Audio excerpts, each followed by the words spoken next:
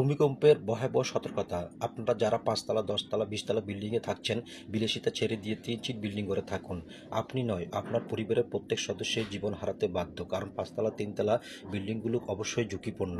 ভূমিকম্পের জন্য এই ঘরগুলো পারফেক্ট নয়। আপনি ৩ চিট বিল্ডিংগুলোকে পারফেক্টভাবে তৈরি করে নিন। লাক্সারি ফার্নিচার দিয়ে আপনি চাইলে আপনার রুমটাকে মনের মতো করে সাজিয়ে নিতে পারেন। তারপর নিজের জীবনটাকে উপেক্ষা করবেন না। আপনারা যারা বিলাসিতা করে ৫ তলা, ৩ তলা বিল্ডিং করে থাকছেন, তারা এখনও বুঝতে পারছেন না আপনাদের জীবনগুলো ঝুঁকিপূর্ণ। কেন জেনে শুনে আপনারা উপরে আল্লাহকে দোষ দিবেন? আল্লাহ তাআলা তো আপনাদেরকে বলেনি যে আপনারা ৫ তলা, ৩ তলা, ৪ তলা বিল্ডিংয়ে থাকেন।